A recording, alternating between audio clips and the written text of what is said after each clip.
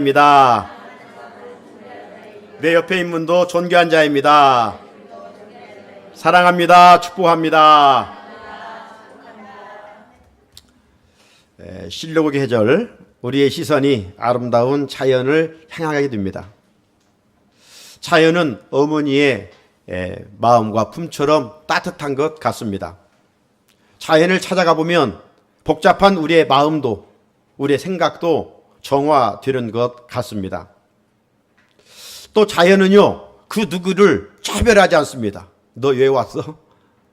이렇게 반응하지 않습니다. 모두를 다 반겨 맞아줍니다. 그래서 자연은 좋은 것 같습니다. 그런데 오늘날 우리는 지금 자연보다는 콘크리트라고 하는 이런 문화에 살아가고 있는 것 같습니다. 이렇다 보니까 오늘 사람들의 성질이 날로 난폭해져 가는 것 같아요. 말 한마디에도 쉽게 짜증내고 화를 내는 것 같습니다. 하나님은 우리 인간을 만드시되 에덴 동산에서 살도록 하셨어요. 자연 가운데 기쁨을 누리며 살게 하셨어요. 이제 그 어느 보다도 또 금년 여름은 더웁다고 합니다. 하지만 하나님께서 만드신 자연에 우리가 시선을 돌려보고 또 시간을 내어 한번 자연을 찾아가 보고 또 자연을 통해서 주시는 일반 은총을 이 한 주간도 이어갈 수 있으면 좋겠다 생각을 가져봅니다. 자, 이어지는 이 사도행전의 말씀 계속 함께 나누기를 원합니다. 오늘 본문 말씀은 베드로의 1차 설교에 이어서 2차 설교의 결론 부분입니다. 1차 설교의 서론에서 어떤 말씀을 했는지 우리는 다 잊어버렸을 것 같아요. 1차 설교의 서론에서 베드로는 상당히 강하게 백성들에게 설교를 하였습니다. 강하다는 말은 설교를 듣는 유대인들을 향해서 너희들이 예수를 십자가에 못 박아 죽였다. 너희들이 생명의 주를 죽였다. 막 이런 찔림을 주는 설교를 하였습니다. 그러면서 베드로는 회개하라, 세례를 받으라, 죄사함을 받으라, 성령의 선물을 받으라, 이런 말씀을 이 장에서 했었습니다. 자, 2차 설교 서론에서도 마찬가지입니다. 베드로는 너희들이 생명의 주를 죽였다, 이렇게 강하게 말씀을 전하였습니다. 이렇게 강하게 지금 전하고 있는 것은 여전히 유대인들이 하나님이 보내주신 약속하신 예수를 메시아로 믿지 못하고 있기 때문입니다. 지금 성전의 미문에 40년 동안 걷지 못했던 안진뱅이를 일으킨 사람이 예수 그리스도임에도 불구하고 여전히 믿지 못하고 베드로 요한이 그 사람을 고쳤다라고 믿고 있는 상황이었습니다. 그래서 지난 주일 말씀 들은 것처럼 주목하고 있었지 않아요? 야, 도대체 베드로 요한은 어떤 사람인데 저들이 안진뱅이를 고치다니, 이런 반응을 하면서 바라보았죠. 자, 그런 상황 속에서 오늘 베드로는 우리가 그를 낫게 한 것이 아니다, 우리의 능력과 경건이 아니다, 그 사람을 낫게 하신 분은 너희들이 죽인 나사렛 예수 그리스도다, 이렇게 외치고 있는 것입니다. 하지만 오늘 본문 베드로의 2차 설교의 결론은 좀 달라요. 서론 1차, 2차의 서론에서는 좀 강했다면 이제 2차 설교의 결론 부분은 소프트합니다. 부드럽습니다. 그래서 그들을 부르는 칭호부터 달라지는 것을 볼 수가 있어요. 우리가 사람도 좀 기분 안 좋으면 저 인간, 저 인간. 인간이라는 말은 뭐 나쁜 말은 아니지만은 왠지 뉘앙스가 저 사람이라고 했다가 저 인간 하면 뭔가 또 좀 달라지잖아요. 1차의 설교에서는 칭호를 뭐라고 하느냐? 이스라엘 사람들아, 이스라엘 사람들아, 이렇게 이제 칭호를 했는데 오늘 2차 설교의 결론에서는 형제들아 이렇게 바꿔 부르고 있습니다. 전제 이스라엘 사람들아, 이 말은 이스라엘 소수의 사람들이 예수를 죽인 것이 아니라 이스라엘 백성 모두가 무지하여 하나님 보내신 예수를 죽였다. 너희들 모두는 죄인이다. 이렇게 강한 어투입니다. 그런데 오늘 이제 형제들아, 이것은 엄마의 그 따뜻한 마음으로 그들을 권면하고 있는 모습입니다. 유대인들이 하나님이 보내신 메시아 예수님을 죽인 것은 분명합니다. 하지만 베드로는 너희들이 예수를 죽인 것은 알지 못해서 그렇게 행동했다. 알지 못해서 그렇게 행동했다. 그렇게 이야기합니다. 오늘 본문 17절입니다. 형제들아, 너희가 알지 못하여서 그리하였으며 너희 관리들도 그리한 줄 아노라. 백성만이 아니라 종교 지도자 모두가 예수를 십자가에 못 박아 죽였는데 알지 못해서 그랬다. 여러분, 우리 일반 법정에서 어떤 형벌의 수위가 달라지는 경우가 있는데, 예를 들어서 알고 지은 죄의 형벌과 모르고 지은 죄의 형벌은 차이가 있잖아요. 계획적으로 범한 죄의 형벌과 우발적으로 지은 형벌, 심신미약해서, 또 우리나라는 술에 대해서 참 관대해요. 이거 법 고쳐야 돼요. 술 먹어서 그랬다고 하면 10년 언도할 것을 한 5년, 3년 그냥 낮춰줘요. 술 먹었기 때문에 그랬다는 거예요. 자, 아무튼 정상적으로 계획적으로 한 죄와 잘못해서 부지중에 모르고 지은 죄는, 우발적으로 지은 죄는 큰 차이가 있지 않습니까? 당시 유대인들은 하나님이 보내주실 메시아를 기다리며 지냈습니다. 유대인들이 메시아를 기다리는 것까지는 좋았는데 이들이 잘못된 메시아관을 가지고 기다렸어요. 당시 이스라엘이 로마로부터 식민 통치를 받고 있었지 않았습니까? 그렇기 때문에 이제 메시아가 오시면 로마로부터 정치적인 해방을 주실 것을 믿고 있었어요. 그런데 예수님이 오셔서 막 기적 능력 행하시니까, 자, 이분 따르면 이제 가이사를 이기시고 로마로부터 해방시켜 주실 것이다, 이렇게 믿고 있었는데 총독 빌라도 앞에서 빌빌대는 모습을 보고 실망하여 저 예수를 십자가에 못 박아라, 우리가 잘못 따랐구나, 사기쳤구나 하고 예수를 죽이라고 외쳤던 거예요.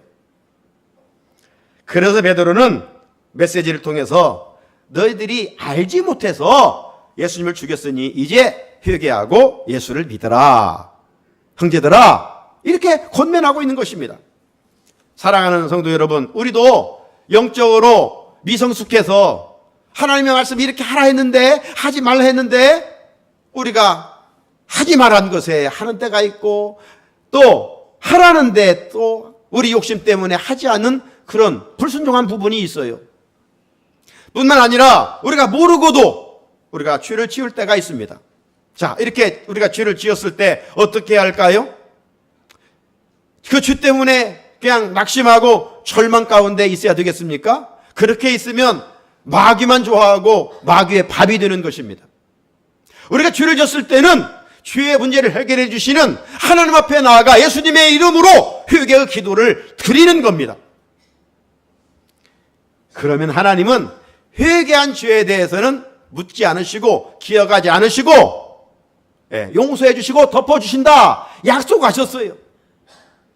여러분, 우리가 회개한 기도까지도 하나님께서 기억하고 계신다면 어떻게 되겠습니까?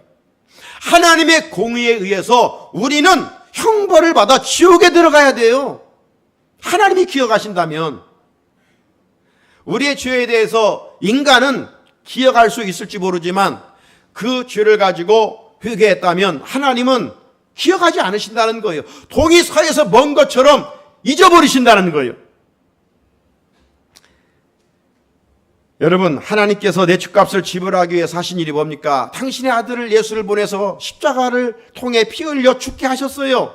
그렇다면 이제 우리가 할 일은 뭡니까? 그를 믿음으로 받아들이고 그 은혜 잊지 말고 그 은혜에 감사하면서 이게 주가 얼마나 무서운 것인가. 내 죄값 때문에 예수님이 십자가에 죽으셨음을 알고 주와 싸워서 이겨가야 돼. 그리고 부지 중에 또 연약하여 죄를 졌으면 즉시 토해내. 하나님, 제가 이렇게 연약해서 또 죄를 졌습니다. 말로 형제에게 자매에게 상처를 준 것 주님 용서해 주시고, 내 입술에 이제 파수꾼을 세워주시고, 내 입술에 성령의 숯불로 쥐어주셔서 내 입술로 은혜의 말이 전해질지언정 내 입 때문에 다른 사람에게 상처 주지 않게 하옵소서. 주님, 내가 욕심 때문에 또 이렇게 거짓말했습니다. 진실하게 살아야 되는데 하나님이 보고 계시는데 또 거짓말했습니다. 용서해 주십시오. 자꾸 뻔뻔한 것 같지만 우리 죄 문제는 해결할 길이 없어요. 하나님만 해결해 주시니까 그분 안에. 그러면 주님은 어떤 죄라도 거절하지 않으셔요. 왜? 하나님의 아들 예수를 보내주신 것은 의인을 부르러 온 것이 아니라 죄인을 불러 회개시켜 구원하기 위해서 오셨기 때문입니다. 그런데 우리가 이렇게 악한 세상에서 또 내가 연약한 상태에서 죄와 싸워 이기기 위해서는 우리 장로님도 기도했지만 내 힘, 내 능력으로는 살아갈 수가 없어요. 그래서 나를 다스리는, 내 생각도 내 마음을 통치하시는 성령님을 사모해야 돼. 성령님의 은혜를 입에. 그래서 마지막 때 성령 충만하라 하신 이유는 다른 게 아니에요. 힘의 논리에 따라 살아가잖아요. 영적인 파워, 성령님의 은혜가 임하면 우리는 영적 강함으로 하나님 싫어하신 건 나도 싫어하고 하나님 좋아하시는 건 나도 좋아하면서 말씀에 순종하며 살아가는 거예요. 성령의 능력밖에 없어요. 하나님은 성령을 사모하면 부어주신다라고 약속하셨어요. 자, 베드로는 설교를 통해서 동족 유대인들이 예수를 죽인 죄를 확실하게 지적했습니다. 확실하게 죄를 지적했어요. 하지만 베드로는 유대인들에게 지금 예수님이 고난받고 죽으신 것은 이미 구약의 많은 선지자들의 입에 의해서 예언된 일이다. 선지자들에 의해서 예언된 사건이다. 이렇게 이야기합니다. 18절. 그러나 하나님이 모든 선지자의 입을 통하여 자기의 그리스도께서 고난받으신 일을 미리 알게 하신 것을 이와 같이 이루셨느니라. 여기서 베드로는 엄마의 마음처럼 따뜻한 마음으로 유대인들에게 지금 말씀을 전하고 있는 것입니다. 맞아. 너희들이 예수님을 죽인 지는 분명하지만 너희들이 무지하였기 때문이야. 실상 예수님이 십자가에서 고난받으시고 죽으신 것은 구약의 많은 선지자들이 예언했으니까 그것 때문에 너무 괴로워하지 말라. 너무 괴로워하지 말라. 베드로는 1차 설교에서 아버지의 마음으로 그들의 죄를 막 강하게 징계를 했다면, 채찍을 들어 또 매를 들어 때렸다면, 지금 2차 설교에서는 엄마의 마음으로 그 매 맞은 부분을 감싸주고 또 안아주고 치료해주고 위로해주고 있는 그러한 모습으로 다가가고 있습니다. 사랑하는 성도 여러분, 하나님의 계획 가운데 아들 예수를 세상에 왜 보내셨습니까? 보내신 이유가 어디에 있습니까? 인간의 모든 죄의 짐을 짊어지시고 십자가에 죽으라고 보내셨어요. 우리는 살기 위해서 세상에 왔다면 예수님은 본질적으로 십자가에서 죽으러 오셨어요. 이게 하나님의 계획이시면 하나님의 계획 따라 예수님은 십자가에 마땅히 죽어야 됩니다. 그러면 누군가는 예수님이 고난받고 죽게 해야 해요. 하나님의 계획이니까. 자, 베드로의 이런 설교를 듣는 순간 유대인들은 좀 마음에 안도와 한편의 위로를 받았을 것이라고 생각을 해보게 됩니다. 왜냐하면 자신들이 예수님이 죽인 건 분명히 맞지만 왜 예수님이 그렇게 흉악한 죄인이 달려 죽는 십자가에 그렇게 죽었는지 그 이유를 알았기 때문입니다. 자, 우리들도 정말 이렇게 말씀 듣고 세상에 나가서 하나님 자녀답게 살고 좀 말씀에 순종하고 살고 세상 사람들과는 좀 구별되어 살려고 그렇게 몸부림치지만 이 못난 자아 때문에 우리의 정욕과 욕심 때문에 죄를 짓고 살 때가 있습니다. 그때마다 하나님께서는 이미 우리 안에 보내주신 성령을 통해서 뭐라고 말씀하십니까? 너는 그 죄 때문에 망해야 돼 이놈아, 이렇게 말씀하지 않으셔요. 성령은 우리에게 뭐라고 속삭여 주셔요? 예수님이 네 뒷값을 짊어지시고 십자가에 죽었으니 그 죄를 또 하나님께 내어놓으라, 회개하라. 그러면 하나님의 사랑으로 그 죄를 덮어주실 거야. 이렇게 성령님은 우리를 위로하시는 영이잖아요. 어머니와 같은 그런 역할을 해주시고 하나님께로 또 이어 달려갈 수 있도록 우리에게 힘을 공급해 주시는 분이셔요. 그래서 죄 때문에 결코 좌절하지 않게 하십니다. 그래서 회개하면 반드시 주님으로부터 새롭게 되는 은혜를 입게 돼요. 새롭게 하시는 은혜. 19절입니다. 그러므로 너희가 회개하고 돌이켜 너희 죄 없이 함을 받으라. 이같이 하면 새롭게 되는 날이 주 앞으로부터 이를 것이요. 우리의 옛사람의 모습들이 다 십자가에 못 박고 이제 뉴 크리에이션, 새로운 사람으로 빚어지는 거예요. 새 사람이 되는 거예요.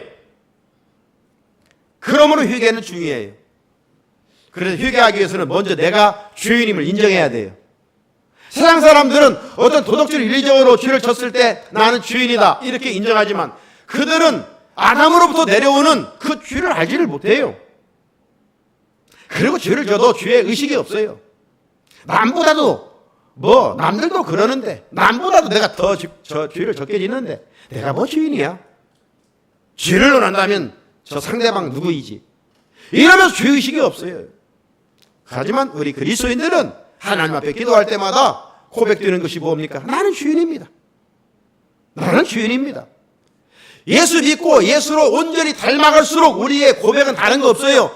그분 앞에 가까이 가면 가까이 갈수록 이 빛의 크기가 환할수록 작은 것도 가까이 가면 다 보이잖아요. 예수님은 빛이셔요. 그분 앞에 가까이 가면 우리의 추함만 드러나는 거예요. 그래서 우리는 죄인 중에 죄인인 거예요. 고백할 수밖에 없어요. 그리고 내 죄를 하나님 앞에 내어놓는 것이죠. 회개는요, 주님의 십자가를 통해서 내 죄를 용서해 주심과 그 용서해 주심을 확실히 믿는 시간이에요. 여러분, 봄비가 내리면 만물이 소생하잖아요? 이처럼 우리가 하나님 앞에 나가 회개하면 주사함의 은혜를 통해서 우리 영혼이 살아나요. 병든 이 죽어가는 영혼의 세포들이 막 회복되고 살아나고 건강하게 돼요. 회개할 때 이제 나는 죽고 내 안에 그리스도가 사는 거예요. 이걸 가리켜서 별세의 은혜라 그래요. 별세의 은혜. 사도 바울의 고백이죠. 갈라디아 2장 20절 말씀 같이 한번 읽어볼까요? 시작. 내가 그리스도와 함께 십자가에 못 박혔나니 그런즉 이제는 내가 사는 것이 아니요 오직 내 안에 그리스도께서 사시는 것이라. 이제 내가 육체 가운데 사는 것은 나를 사랑하사 나를 위하여 자기 자신을 버리신 하나님의 아들을 믿는 믿음 안에서 사는 것이라. 할렐루야. 이제 우리는 내가 사는 게 아니에요. 내 안에 그리스도께서 사는 것이고 이제 그리스도를 위하여 사는 거예요. 삶의 가치관이 달라지는 거예요. 삶의 방향이, 삶의 목표가 새로워지는 거예요. 이걸 새로워졌다는 거예요. 회개를 통해서 새로운 피조물이 되는 것입니다. 사랑하는 성도 여러분, 그러므로 회개는 형식적으로 하면 안 돼요. 진실한 마음으로, 아파하는 마음으로 그 죄를 이겨야 되는데 이기지 못한 애통하는 마음을 가져야 돼요. 그 애통하는 자가 복이 있는 거예요. 다윗은 어떤 죄를 졌습니까? 간음죄를 졌어요. 나라를 위해서 지금 전방에서 일하는 우리아라고는 장군의 아내를 범했어요. 얼마나 악한 사람입니까? 그런데 그걸 은폐하기 위하여 우리아를 전쟁 일선에 보내서 적에게 흉탄을 맞아 죽게 만들었어요. 엄청난 죄인이에요. 그런데 하나님께서 오직 한 사람, 다윗이 내 마음에 합한 사람이라고 그랬어요. 왜 그랬어요? 나단 선지자를 통하여 들려주시는 하나님의 말씀을 인간의 말로 듣지 아니하고 하나님의 말씀을 듣고 정말 내가 죄인입니다. 내가 잘못했습니다. 내가 흉악한 죄인입니다. 하면서 하나님 앞에 회개하는데 형식적으로 하지 않았어요. 입술로 하지 않았어요. 시편 6편 6절을 보면 내가 탄식함으로 피곤하여 밤마다 눈물로 내 침상을 띄우며 내 요를 적신하이다. 얼마나 눈물을 흘렸으면 아파했으면 침상과 요를 적실 수 있겠어요. 참회시의 대표적인 말씀이 시편 51편인데요. 거기 51편 4절 5절을 보면 이렇게 고백합니다. 네, 하나님은 그 빈 공간 속에 위로부터 부어주시는 하나님의 은혜로 가득 채워주신다 라고 하는 것입니다. 우리는 다윗 못지않은 추악한 죄인들이에요. 그러므로 죄를 우리 마음에 품고 있으면 안 돼요. 음식 먹고 막 이 배가 아프면 이 토해내야 하잖아요. 그럼 시원하잖아요.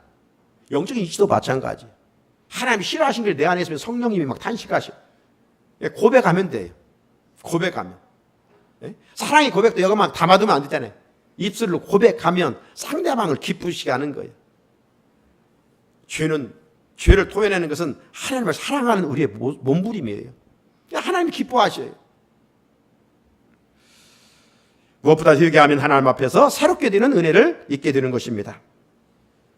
베드로는 말씀을 듣는 유대인들이 진정 예수를 영접하고 회개하여 하나님 자녀가 되기를 원했어요. 그래서 베드로는 너희들의 구원을 위하여 애정하신 예수 그리스도를 하나님이 보내주셨다라고 이야기합니다. 20절에 또 주께서 너희를 위하여 애정하신 그리스도 곧 예수를 보내시리니. 예수님은 하나님의 애정 가운데 오셨어요. 베드로에게 지금 이렇게 설교하는 것은 왜일까요? 말씀을 듣는 유대인들은 구약의 율법을 잘 알고 있어요. 오실 메시아가 어떤 분인가를 잘 알고 있다 이 말이에요. 그렇기 때문에 저들은 율법을 알고 있었기에 메시아에 대한 대망사상이 있었어요. 메시아 대망사상을 가지고 지냈어요. 그런 하나님의 때가 되어서 아들 예수 메시아를 보내주셨는데 그들의 영적으로 소경이여 빛이신 예수를 알지 못하고 십자가에 못 박아 죽이고 말았어요. 그래서 베드로는 유대인 너희들이 죽인 예수가 바로 기다렸던, 그토록 사모하며 기다렸던 예수야, 예수야, 이렇게 강조하고 있는 것입니다. 나아가 베드로는 율법을 잘 알고 있는 유대인 저들에게 십자가에 죽은 예수님은 구약의 그 선지자들의 입을 통해서 예언된 분이다. 너희들이 특별히 존중하는 모세도 그분을 예언을 했다. 21절 22절입니다. 하나님이 영원전부터 거룩한 선지자들의 입을 통하여 말씀하신 바 만물을 회복하실 때까지는 하늘이 마땅히 그를 받아두리리. 모세가 말하되 주 하나님이 너희를 위하여 너희 형제 가운데서 나 같은 선지자 하나를 세울 것이니 너희가 무엇이든지 그의 모든 말을 들을 것이라. 모세가 어떤 예언을 했다고요? 주 하나님이 너희를 위하여 너희 가운데서 나 같은 선지자 하나를 세울 것이다. 이렇게 예언을 했어요. 나 같은 선지자 하나. 이 나 같은 선지자 하나가 누굴까요? 바로 예수 그리스도이십니다. 베드로는 그분이 바로 예수 그리스도라고 강조하고 있는 거예요. 결과적으로 베드로는 설교를 통해서 말씀을 듣는 유대인들에게 거룩한 찔림을 주고 있는 거예요. 너희들이 메시아를 기다렸지. 그러네 마침내 오셨건만 모르고 죽였다. 그분이 바로 메시아다. 그러면서 베드로는 예수님은 사무엘 시대부터 모든 선지자들이 입을 통해서 예언되었고 너희들이 그토록 믿음으로 존경하는 믿음의 조상 아브라함도 그런 이야기를 했다. 25절입니다. 24절에서 사무엘 이야기를 하고요. 25절에서는 아브라함 이야기를 하는데 너희는 선지자들의 자손이요 또 하나님이 너희 조상과 더불어 세우신 언약의 자손이라. 아브라함에게 이르시기를 땅의 모든 족속이 너희 씨로 말미암아 복을 받으리라 하셨으니. 베드로는 이스라엘 백성들을 너희들은 선지자들의 자손이요 아브라함과 언약을 맺은 조상 아브라함의 자손이라 이렇게 이야기합니다. 따라서 모든 족속은 아브라함의 씨로 말미암아 복을 받을 것이라고 설교했습니다. 그렇다면 아브라함의 씨는 누구를 말하는 것일까요? 아들 이삭을 말하는 것일까요? 아닙니다. 장차 오실 메시아이신 예수님을 말씀하고 있는 것이죠. 이 하나님의 계획은 메시아이신 예수 그리스도 통해서 모든 민족에게 복 주시기를 계획하셨던 것입니다. 따라서 예수님이 저희들에게 마지막 말씀하신 마태에 의하면 이런 말씀이죠. 28장 19절 20절. 그러므로 너희는 가서 모든 민족을 제자로 삼아 아버지 아들과 성령의 이름으로 세례를 베풀고 내가 너희에게 분부한 모든 것을 가르쳐 지키게 하라. 볼지어다 내가 세상 끝날까지 너희와 항상 함께 있으리라 하시니라. 사랑하는 성도 여러분, 베드로는 유대인들에게 예수님은 선지자들의 애언 가운데 오셨다고 했습니다. 그리고 하나님이 예수님을 통해서 모든 민족에게 복을 주시겠다라고 약속하셨습니다. 이를 위하여 하나님은 이스라엘 백성들에게 먼저 예수님을 보내주셨습니다. 26절에 하나님이 그 종을 세워 복 주시려고 너희에게 먼저 보내사 너희로 하여금 돌이켜 각각 그 악함을 버리게 하셨느니라. 베드로는 설교를 통하여 너희들이 애언 가운데 오신 예수님을 알아보지 못하여 십자가에 못 박아 죽였지만 하나님은 너희들이 회개하여 악을 버리고 이제 선민 백성으로서의 만민에게 복의 통로가 되기를 원하신다고 말하였습니다. 이 말씀 역시 우리에게 주시는 말씀이라면 우리는 이 시대에 부름을 받은 하나님의 선민으로서 어떻게 살아야 할까요? 주님의 말씀을 듣고 순종해야 됩니다. 22절 끝에 너희가 무엇이든지 그의 모든 말을 들을 것이니라. 그의 모든 말을 들을 것이니라. 하나님은 일찍이 모세를 지도자로 세우시고 시내산에서 율법을 주셨지요. 백성들은 율법의 말씀에 순종해야 했습니다. 그런데 목이 곧은 이스라엘 백성들은 하나님의 말씀에 불순종하고 광야에서 다 죽고 말았습니다. 자, 그래서 베드로는 메시아의 그림자, 메시아의 모형인 모세를 언급한 후에 이제는 실체이신, 그림자가 아니라 실체이신 예수님의 말씀을 듣고 순종하여 구원을 받으라 말씀하고 있습니다. 그럼에도 불구하고 이렇게 지금 유대인들에게 베드로가 1차, 2차에 걸쳐 회개하고 예수를 믿으라 설교하고 있는데도 목이 곧고 패역하여 예수를 믿지 아니하면 어떻게 된다고요? 말씀에 불순종하면 멸망할 것을 말씀하고 있어요. 23절 누구든지 그 선지자의 말을 듣지 아니하는 자는 백성 중에서 멸망하리라. 사랑하는 성도 여러분, 요한복음 10장에 보게 되면 예수님은 우리를 양으로 말씀하셨고 당신은 선한 목자라고 말씀하셨습니다. 양의 행복과 양의 삶은 목자의 음성에 순종하는 거예요. 우리는 참 구원자이신 예수님의 말씀에 순종해야 돼요. 순종하되 적당히 순종이 아니에요. 온전하게 순종해야 돼요. 순종하면 구원을 얻고 풍성한 꼴을 누리며 마침내 약속하신 새하늘과 새 땅을 기업으로 누릴 수가 있어요. 예수님 말씀에 순종할 때 우리는 삶의 자리에서 회복이 일어나고 치유가 일어나고 마침내 구원을 얻게 되는 거예요. 그래서 목자이신 주님은 우리에게 이렇게 말씀하십니다. 요한복음 10장 9절로 10절 말씀에 내가 문이니, 문은 딱 하나예요. 천국에 들어간 문은 누구든지 나로 말미암아 들어가면 구원을 받고 또 들어가면 나오며 꼴을 얻으리라. 도둑이 오는 것은 도둑질하고 죽이고 멸망시키려는 것뿐이요. 이 도둑은 누구예요? 거짓 선지자들이에요. 우리 주변에 마지막 때 나타난 이단 사이비들이에요. 그들은 우리의 영혼을 죽이려 오는 거예요. 그러나 예수님이 오신 것은, 내가 온 것은 양으로 생명을 얻게 하고, 예수님이 오신 것은 우리를 영원한 생명을 주시게 오셨고 더 풍성히 얻게 하려 함이라. 더 풍성히 얻게 하려 함이라는 것은 바로 우리 삶의 자리에 우리의 니드를 말하는 거예요. 우리의 필요함을 우리 주님이 채워주신다라고 약속하고 있는 것입니다. 사랑하는 성도 여러분, 이스라엘 백성들이 살 길은 예수님의 말씀을 듣고 순종하는 길이기에 베드로는 외칩니다. 그분의 모든 말을 들을 것이라. 오늘 제목이 그것이요. 그분의 모든 말을 들어야 돼요. 예수님의 말씀을 한 말씀이라 소홀히 여기면 안 돼요. 그건 내 인생의 마이너스예요. 손해요. 내가 적당히 해서 유익도 있고 같지만 하나님은 살아계시라면 어떻게 그걸 인정하겠어요? 우리의 참 지도자는 한 분이 그리스도이기 때문에 우리가 그분의 말을 들어야 돼요. 그러면 우리의 참 목자이시고 그분은 우리의 구원자이십니다. 그렇기 때문에 우리가 그의 음성에 순종하고 따라가면 약속하신 풍성한 기업으로 누리며 마침내 영생의 기업을 누릴 것을 말씀하셨습니다. 오늘 말씀 듣는 우리 모두가 이 은혜에 참여할 수 있기를 주님의 이름으로 축복합니다. 거룩하신 하나님 아버지 감사합니다.